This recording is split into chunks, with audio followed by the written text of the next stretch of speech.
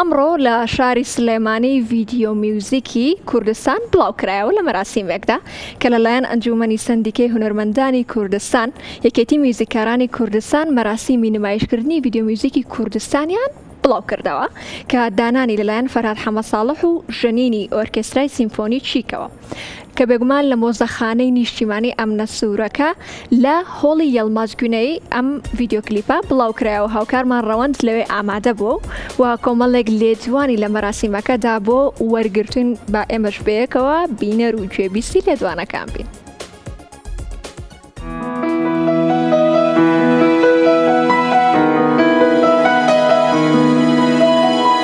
ئەمڕۆ موزیکی کوردستان نمایشەکرێ کە بیرۆکەی ئیشەکە لەسەر مێژووی 100 ساڵەی ڕابردووی ڕێکەوتنامەی لۆزانە لە سێ بەش پێک دێت. بەشی یەکەم بە ناوی میر بەدرخان کە لە سێ قۆناغی مێژوویدا گزارش لەو سێ قۆناغی مێژوویە دەکات. بەشی دووەم دەنگێک لە باکوورەوە، بەشی سێم جینۆساید. ئەم ئیشە لە 2023 لە سوید بۆ جاری یەکەم نمایشکرا و ئێستاش لەم هۆڵەدا لە نمایشێکی ڤیدیۆییدا نمایش دەکرێت کە لەلایەن ئۆرکسترای سیمفۆنی چیکەوە ژەندراوە. مامۆستایان چی ئیلهامی ببەخشیت بۆ میشە و ویستوتانە لە ڕێ میشەوە چه سۆز و چیرۆکیەک بگەێنن؟ وەک باسم کرد مێژووی 100 ساڵی ڕێکەوتنامەی لۆزان ئەوە بۆ هەمومان ڕوونە کە ڕێکەوتنامی لۆزان لە دوای بوو بەجێگرەوەی ڕێکەوتنامی سیڤەر کە مافی نەتەوەیی و پێگی جوگرافی کورد بەدەستی هێنابوو و ڕێکەوتنامی لۆزان ئەو مێژووی سڕیەوە و لە دوای ئەوەش ویستی وڵاتان بە جۆرێک بوو کە ناسنامە و فەرهەنگی کوردی بە جۆرێک نەهێڵن نای بەسەرنەوە و ئەمە جۆرێکە لە پیشاندان و بیرخستنەوەی ئەو مێژووە تاڵە و جۆرێکیشە لە پامێک کە ڕێکەوتنامی لۆزان یاخود هەر ڕێکەوتنێکی تر کۆتایی بە ناسنام و بوونی کورد ناهێنێت.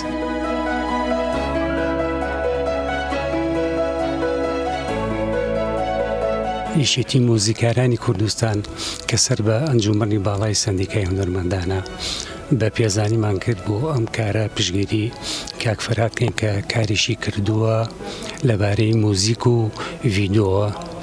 وابزانم ئەمە چەند جارێکم ئیشانە دووبارە کرێتەوە.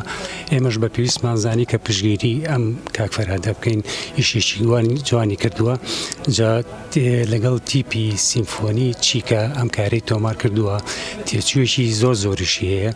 بەڕاستی جێی دەستخۆشیە و سوپاسیش بۆ ئەمنە سوورەکە لە هۆڵی لەم هۆڵە کەەوە پێشکەشەکرێ و هیوادارین بینەران زۆر بێت و جێی سوپاس.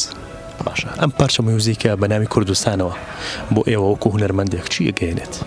وەڵامەتر هەر شتێ بە ناوی کوردستانەوە بێ ئێمە پشگیری لەکەین، چکە و مۆسیقا و شتانی کە ئێمە ئیشەکەن کاری لەسەرەکەین و پشگیریەکەین لە سندیکاش هەر سەرەتا بۆ پشگیریکردنی ینی مۆسیقای کوردیە نەک مۆسیقای بیانی وەلەوەمە تێکەڵێکی تایە لە مۆسیقای ئەوروپی ئەوانەک و عاسفەکان و تۆمارکردن و ساوند چێک و ئیتر ئەلەمانە و بە ڤیدۆکۆمانە بەس ئەو کەسەی کە دایناوە ینی فەنانێکی گەوری کووردە کە ناوی کاک فەرهادە ئیشێکی زۆر جوانی کردو و ئێمەش هاوڕاین و دایمە پشگیری ئەم کارە هونەریانەکەین وەکو سندیکە.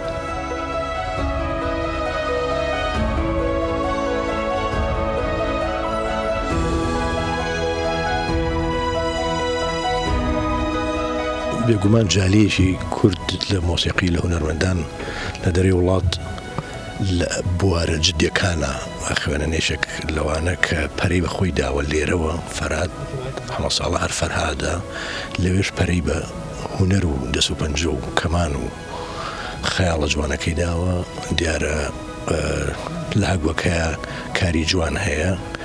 یەکێک لەو کارە جوانانە ئەمڕۆیە کە نمایشێکات هیوادارین فەرهاد و هەموو فەرهادەکان ئەو کەسانی کە لە دەرەوەی وڵاتن چاو لەم هونەرمەندە جوانە گەورانە بکەن کە بە هەمووتانن هەمویان پێکەوە خزمەتی نیشتیمانە و چکە هونەر نیشتیمانە، هونەر وڵاتە، هونەر خۆشەویستیە، بتوان هەمویان ئەو هەست و خۆشەویستە جوانە بۆ تاکەکانی کۆمەڵگەمان بژێڕنەوە و بتوانن خەڵک لە دوور شتی کارەکانیان کۆکەنەوە. دەستخۆش مامۆستاکیان پامی بەڕێستان بۆ ئاوازدانەرە و میوزیکسیانە گەنجەکان بۆ ئەوانی کە تازە دێنە بوارەکەەوە خەریکی کاری میوزیکن خەریکی کاری ئاوازدانانن پامی بەڕێستان چییە بۆ کەسانە؟ بێگومان ئەوانەی کە کاری میوزیکەکەن لە جیلی نوێ ئەبێ شارەزای کەلتور بن و زمان و کەلتور و نیشتیمانێکی خۆیان خۆش بوێت کە خۆشەویستی دروست بێت ئەو کاتە هاڵاوی میلۆدی لە کارەکانیان هەڵەسێ بۆنوبەرامی میلۆدی کوردی لە کارەکانیان لە ناو کارەکانیانە ڕەنگەیاتەوە ینی کەواتە بێ ئەو کەسانە نیشتیمانی بن سروشتی کوردستانیان خۆش بوێ ڕموزە جوانەکانی کوردیان خۆش بوێ و لە ناو زانستی مۆسیقاوە ئەو هەستە کەلتوری لە ناو زانستی مۆسیقاوە شتی جوان دروستە بێت من هیوادارم داوا لە گەنجەکانمانەکەم کە ئەم جیلانە ئەڕۆن وردە بەسەرەچن بتوانن جێگەی ئەوان بە زیادەوە بگرنەوە.